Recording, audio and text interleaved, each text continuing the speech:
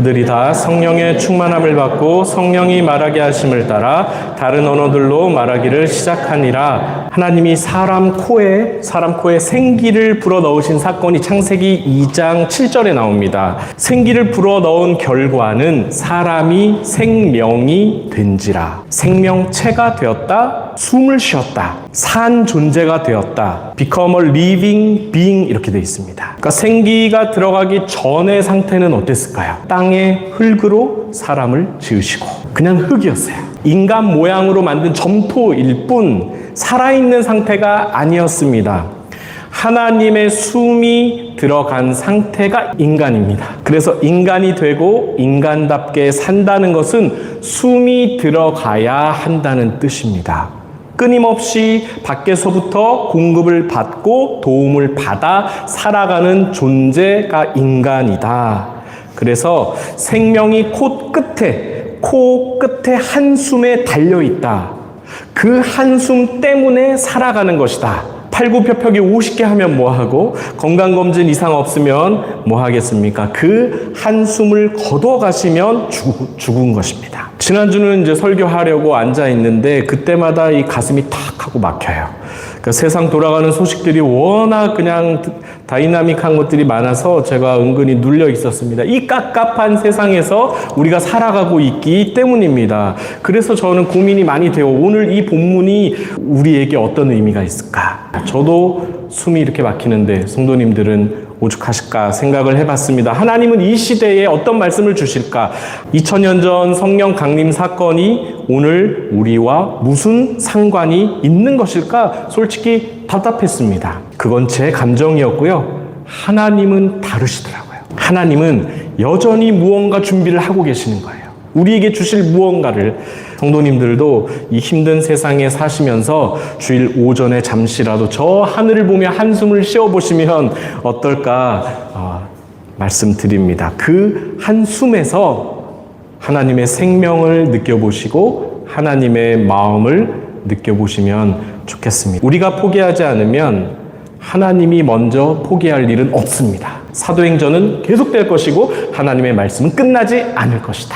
이런 확신이 들었습니다. 오늘 본문이 바로 그런 의미입니다. 성령을 우리에게 부어주시는 이유는 끝날 때까지 끝난 게 아니야 라고 말씀하시는 거예요. 북이스라엘 남유다가 구약에서요, 강대국에 멸절할 때도, 바벨론 포로에서 눈물을 흘리고 있을 때도, 더 이상 선지자가 나오지 않는 그 암흑천지 같은 시대를 살 때에도 기대를 한 몸에 받았던 예수님이 돌아가셔서 절망할 때마다 하나님이 그때마다 또 계속 말씀을 넣어주셨어요. 아직 끝난 게 아니다. 더 큰 게 남아있다. 성령이 임하시면 새로운 시대가 열릴 거야. 너희가 내 증인이 될 거야. 그게 오늘 성령 강림 사건입니다. 이 성경 안에서 끝난 사건이 아니라 시대마다 역사의 변곡점마다 반복해서 일어났던 일들이에요. 이런 성령 충만의 일들이요. 그래서 서두에서 제가 말씀드린 것처럼 하나님의 숨이 들어와서 진토가 인간이 되고 살아있는 인격체가 된 것처럼 성령이 부어지니까 다 죽었던 제자들의 마음과 예수님을 십자가에 못 박았던 그 유대인의 마음과 버려진 것 같았던 그 예루살렘에서부터 새로운 시대가 열리기 시작한 것입니다. 그러면 무엇이 새롭게 되나요? 내세가 우리 안에 들어오는 것입니다. 하나님의 나라가 우리 안에 들어온 것입니다. 하나님의 시간이 우리 안에 들어온 것입니다. 인간은 죽어서 천국과 지옥을 가는 줄 알았는데 이제 그 천국과 지옥이 우리 가운데 온 것입니다. 구원의 보증이신 성령이 우리 가운데 오신 것이 내세가 우리 가운데 와버린 것입니다. 예수 그리스도를 믿는 자는 이미 영생을 얻었고요. 예수 그리스도를 거부하는 자는 영벌을 받은 것입니다. 성령은 루아흐입니다. 바람, 숨결, 호흡. 그 숨결이 사람 코끝에 달려있다가 그래서 살았다가 다시 아담의 범죄함으로 말미암아 떠나버린 거예요. 하나님의 숨이 떠나버린. 그래서 인간은 죽었다라고 표현합니다. 하나님과의 관계가 끊어진 것입니다. 그런데 지금 다시 제자들에게 성령이 부어지면서 살아나는 거예요. 호련히 하늘로부터 급하고 강한 바람 같은 소리가 있어 그들이 앉은 온 집에 가득하며 3절입니다. 마치 불의 혀처럼 갈라지는 것들이 그들에게 보여 각 사람 위에 하나씩 임하여 있더니, 바람이죠. 바람은 청각이죠. 바람은 청각으로 느끼는 겁니다. 그 다음에 불 같은 것이 보였다, 시각입니다. 사람이 감각할 수 있게 각 사람 위에 하나씩 성령이 임하여 계셨다. 한 사람에 하나씩, 모든 사람에게 여러분 이 성령을 받으시기 바랍니다. 이 성령을 사모하시기 바라고 성령을 달라고 기도하시기를 바랍니다. 이 하나님의 숨이 없으면 그냥 진토이고 먼지일 뿐입니다. 구약 성경에서 인간을 먼지와 같다라고 얘기하고 인간의 인생을 먼지라고 표현하는데 그 이유가 뭐냐면 예전에도 설명드렸는데 한숨 이렇게 한 줌 짚잖아요. 모래나 흙을 한 줌 짚잖아요. 그리고 쫙 날려버리면 바람에 샥 날아가서 사라져버립니다. 그런 존재가 인간이란 뜻입니다. 여러분 성경을 보십시오. 인생의 실패에서 관계 잃고 재산 잃고 나라 잃고 가정 잃은 사람들이 하나님을 만나서 믿음을 갖고 다시 살기 시작할 때 모든 것이 회복되는 것을 성경 안에서 볼 수가 있습니다. 하나님과의 관계가 회복되었기 때문입니다. 그 핵심에는 뭐가 있을까요? 하나님의 숨이 있습니다. 신약의 언어로 하면 성령 받은 그리스도인입니다. 예수님이 왜 누가복음에서 기도를 가르치실 때 결론이 항상 이래요. 성령을 선물로 주시겠다. 그래서 그 성령을 구해라 라고 강조하시는지 조금 이해가 되실까요? 살아야 하기 때문에. 하나님의 숨이고 생명이 달려있고 그것이 생명이고 영생이기 때문에 성령을 받아야 살 수 있기 때문입니다. 성령이 임하니까 오늘 본문에 어떤 일이 일어났습니까? 그들이 다 성령의 충만함을 받고 성령이 말하게 하심을 따라 다른 언어들로 말하기를 시작하니라. 성령의 충만함을 받고 어떻게 됐냐면 성령이 말하게 하심을 따라 말하기를 시작하니라. 무슨 말을 했을까요? 11절입니다. 우리가 다 우리의 언어로 하나님의 큰 일 말함을 듣는 도다. 11절 후반부입니다. 하나님의 큰 일 말함을 듣는 도다. 하나님의 큰 일 뭐가 있을까요? 천지창조? 홍해 갈라진 것? 아닙니다. 예수님이 우리를 위해 고난받고 십자가에 달려 죽으신 그 사건이 하나님의 큰 일이다. 사흘 만에 부활하고 승천해서 하나님 보좌 우편에 앉아서 온 우주를 통치하시는 진정한 왕이 되셨다. 이것이 하나님의 큰 일입니다. 구약 신약이 이것을 위해서 기록되었습니다. 그러면 이 하나님의 큰 일을 들은 현장에 있던 사람들은 어떻게 반응했을까요? 12절, 13절에 보면 다 놀라며 당황했고 조롱하고 세술에 취했다라고 했습니다. 알아듣지를 못하는 거예요. 알아보지 못하는 거예요. 점토이기 때문에. 그 사람들은 점토이기 때문에 죽은 사람이 산 사람을 알아볼 수 없듯이 먼지가 인간을 알아볼 수 없듯이 성령이 주시는 언어를 세상 사람들은 이해하지 못합니다. 저는 이 사건을 이렇게 해석합니다. 이렇게 보았어요. 성령이 임하니까 언어가 바뀌었습니다. 죽음의 언어가 가득한 예루살렘에 생명의 언어가 시작된 것입니다. 성령 강림 사건을 통해서 생명의 언어가 각 나라 말로 번역돼서 전달되기 시작했습니다. 하나님의 언어가 막 퍼져나가기 시작했습니다. 그게 방언이고 그게 구원입니다. 곡소리 나는 세상이, 곡소리 나는 가정과 사회가 웃음소리 가득한 곳이 되어 가는 것입니다. 찬양소리 가득한 곳으로 변화되어 가는 것입니다. 영화 중에 천문이라는 영화 보셨어요? 혹시 한석규 씨가 세종대왕으로 나오고 최민식 씨가 지금으로 하면 과학기술부 장관 장영실 역을 맡았습니다. 지금도 장영실 상이 있는 것 같아요. 그 장영실이 그때 무엇을 만들었냐면 해시계, 치구기, 자동 물시계, 금속 활자까지 만들었어요. 금속 활자는 유럽보다 먼저 만든 것이고요. 해시계, 물시계는 중국보다 1000년이 앞섰다고 합니다. 그러니까 세종대왕이 장영실을 특별히 아껴서 관노 신분에서 정오품 벼슬까지 하게 돼요. 문제가 있었는데 그걸 방해하는 사람들이 있었습니다. 신하들은 어떻게 생각했냐면 중국의 명나라 밑에 조선이 있다. 명나라가 쓰는 한자는 절대적인 언어이기 때문에 사대부의 특권이고 권력이었다. 성리학은 명나라가 세상의 중심이니까 정치 도덕적인 기준이 된다. 성리학을 신봉하는 사대부들의 기준이었습니다. 그러니까 세종대왕의 말을 듣지 않는 거예요. 그리고 명나라에 맞춰서 모든 조선의 제도를 세팅을 하니까 백성들이 피곤했던 것이죠. 그래서 세종은 그런 백성들을 보면서 안타까워했습니다. 군주의 마음이죠. 진짜 왕이었어요. 그래서 아무도 몰래 이 세종대왕이 훈민정음을 만들어서 누구나 쉽게 유익하게 쓸 수 있게 하려고 준비를 하고 있었어요. 그렇지만 이것은 사람들이 알면 안 되는 거예요. 왜냐하면 새로운 언어는 명의 언어에, 명나라의 언어에 도전하는 것이거든요. 장영실이 만든 많은 발명품들도 사실은 명나라의 발명품보다 뛰어났어요. 그러니까 이 신하들이 그를 좋게 생각하지 않았습니다. 명나라가 최고인데 왜 우리나라가 이렇게 발전하느냐, 그것을 못하게 만드는 거죠. 그래서 이 신하들이 어떤 일을 꾸미냐면 세종대왕이 장영실을 너무 아끼고 가까이 지내는 거를 막아버린 겁니다. 그래서 구실을 만들어서 사헌부에 구금해버립니다. 장영실을. 그때 황희정승, 우리가 알고 있는 황희정승이 노련한 정치인이 시국을 걱정하면서 이 세종대왕과 독대합니다. 실제 대화는 아니지만 영화적인 설정이 이래요. 황희가 먼저 이렇게 세종대왕에게 이야기합니다. 전하께옵서 원하시는 나라의 모습이 이런 것이었습니까? 세종대왕이 대답합니다. 과인은 홀로 서 있는 그런 조선을 꿈꾸는 것뿐이다. 명나라에 의존하지 않고 싶다라는 이야기거든요. 황희가 이렇게 대답합니다. 글자를 만든다는 것은 취미를 대하듯 하실 일이 아니옵니다. 이때 세종이 노합니다. 이 글자는 백성들을 위함이다. 황희가 이제 냉정한 현실을 이야기해 줍니다. 왕이시여, 글은 사대부의 밥입니다. 밥은 곧 권력입니다.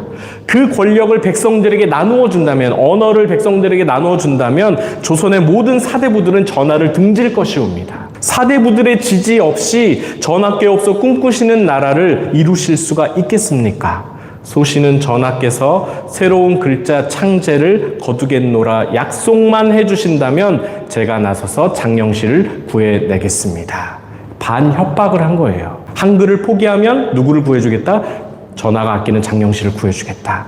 그러니까 세종은 고민해야 됩니다. 장영실과 한글 사이에서 이 둘 중에 하나를 택해야만 하는 일이죠. 만약 장영실을 택했다면 어땠을까요? 우리는 지금도 한자를 쓰고 있었을 것입니다. 장영실이 나중에 자기가 영모죄로 감금이 되고 체포가 돼서 거짓으로 내가 영모를 저질렀다 그리고 죽어요. 왕을 위해서 죽어요. 한글이 어떤 배경에서 나왔는지, 그리고 한 나라의 언어는 그 나라의 정신이고 문화입니다. 그러니까 사대주의에 젖어 있는 사람들에게 얼마나 많은 견제를 받고 이 한글이 탄생했겠느냐 하는 것입니다. 저는 신앙적으로 생각해 보았어요. 강력한 이 세상의 언어, 죽음의 언어가 이 시대를 지배할 때 전혀 새로운 언어, 생명의 언어, 영생의 언어가 나타났으니 그것이 바로 예수 그리스도의 십자가 사건입니다. 인간을 구하려는 하나님의 마음이 십자가 위에 드러난 사건입니다. 성령이 오신 이유는 그 구원의 언어를 우리 모든 사람들이 알 수 있도록 전하는 역할을 위해서 성령이 오신 거예요. 그래서 방언이 먼저 터지고 번역되기 시작한 것입니다.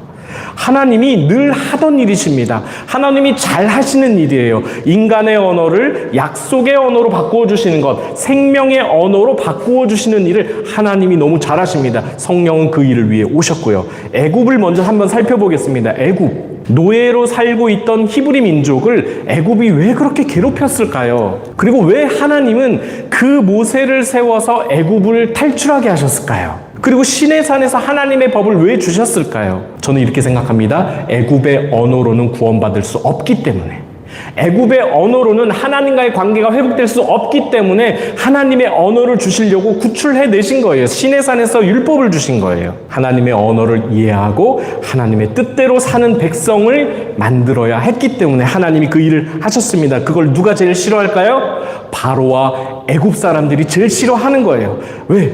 노예가 있어야 이 권력이 유지되거든요. 근데 이 노예들이 나간다고 하니까 어떻게 되는 거예요? 못 나가게 방해하는 겁니다. 그들이 번성하고 독립해서 자기들의 언어를 가지고 살아가는 것을 누가 제일 두려워해요? 바로가 제일 두려워하는 것입니다. 바벨론을 또 보았습니다. 바벨론이라는 전체주의, 대제국을 보았습니다. 유대인들이 바벨론으로 죄다 끌려가는데 왕족, 귀족들부터 다 끌려가죠. 그리고 한 세대, 두 세대 지나면서 이제 유대의 언어를 쓸 수 없게 하고 바벨론의 언어를 자꾸 가르치는 거예요. 그리고 우리 밑에 세대들은 바벨론에 동화되어 가는 거예요. 그들의 문화를 받아들이기 시작하는 거예요. 나중엔 바벨론 사람이 됩니다. 유대인들이. 그때 지금 우리가 읽는 창세기가 기록되었을 것이라고 학자들이 주장합니다. 창세기에 뭐가 들어가 있죠? 천지 창조. 그런데 그 천지 창조를 말하기 전에 바벨론이 뭐라고 가르쳤냐면 우리 바벨론의 신은 마르둑이야. 마르둑이 이 천지를 지으신 거야 라고 가르쳤어요. 마르둑이 너희를 지었고 이 온 세상을 지었습니다 라고 바벨론이 가르쳤어요. 근데 거기에 대해서 뭐라고 이야기합니까? 창세기는 아니다. 여호와 하나님이 천지를 지으시고 이 지구를, 온 우주를 통치하고 계신다라고 선포하는 것이 창세기입니다. 자녀들을 신앙으로 바로 가르쳐야죠. 아브라함의 하나님, 이삭의 하나님, 야곱의 하나님이 우리를 구원하셨지 너희가 아니야 라고 이야기하는 것이죠. 그 하나님이 메시아를 주시고 성령을 주셔서 하나님의 말씀이 다스리는 세상을 만드실 것이다. 여러분 시편도 이때 기록되었다고 봅니다. 그냥 구전으로 내려오는 것들, 작은 쪽 복음처럼 내려오는 책들이 시편이라는 150편의 시편이라는 책으로 기록된 것이, 정리된 것이 이 바벨론 시대라고 학자들이 이야기합니다. 그 시편 안에는 탄원이 70%가 넘어요. 탄원. 주여 우리를 불쌍히 여겨 주옵소서. 공동체적 탄원, 개인적인 탄원시 주여 나를 불쌍히 여겨 주시옵소서. 우리나라를 불쌍히 여겨 주시옵소서. 왜요? 바벨론 안에 살고 있었기 때문에. 이 바벨론으로부터 구출해 달라고 탄원하고 있는 것입니다. 이게 무슨 말이냐면 이제 이 바벨론이라는 전체주의에 맞서서 우리 여호와 신앙을 지키려고 애를 쓴 흔적이에요. 그래서 시편을 보시면요, 바벨론이 보이고 또 창세기를 보시면 그 당시에 시대를 주름잡았던 이 세상의 언어가 보입니다. 그것을 저항하기 위해서 기록된 책들이에요. 로마를 보면요, 예수님이 살던 그 시대죠. 예루살렘 지도자들이 왜 예수님을 못 죽여서 난리였을까요? 로마 때문입니다. 이 유대 지도자들이 로마 때문에 예수님을 죽인 거예요. 로마가 기득권을 인정해 주었기 때문에. 유대만 너희가 잘 다스리면, 봉기만 일어나지 않게 해주면 너희의 권력을 인정해 줄게. 너희의 리더십을 내가 인정해 줄게. 그런데 문제는 이 백성들이 예수님을 너무 좋아하는 거예요. 너무 따라가는 거예요. 소동이 일어날 것 같은 거예요. 로마는 그거에 제일 예민한 거예요. 그래서 이 유대의 지도자들이 앞에서는 로마에 부역하고요, 뒤에서는 자기 권력을 지키려고 예수님을 십자가에 내어 줘버린 것입니다. 진짜 하나님의 언어를 예수님이 가르치고 있었던 거예요. 그걸 기적으로 막 증명하고 계셨던 거예요. 그러니까 좋아할 리가 없었습니다. 역사가 재밌지 않습니까? 이 역사는 계속 반복되고 있습니다. 오늘날도 그러한 구조와 현상을 많이 볼 수 있습니다. 그러면 우리는 어떤 언어를 가지고 살아야 할까요? 성경을 읽어야 한다고 제가 항상 강조하는 이유가 결코 과장된 것이 아닙니다. 이렇게 생각하면 우리는 누가복음을 통해서 예수님의 언어를 살펴보았어요. 하나님 나라의 언어를 살펴보았어요. 이제 사도행전을 가지고 가면요, 어떤 언어가 나오냐면 부활의 언어, 성령의 언어, 복음의 언어, 교회의 언어가 무엇인지 우리가 이제 자세히 들여다보게 될 것입니다. 성경은 하나님에 대한 우리의 언어를 기록한 것이 아니라요, 우리에 대한 하나님의 언어를 기록한 것이 성경이에요. 하나님의 언어가 들어있는 책이 성경입니다.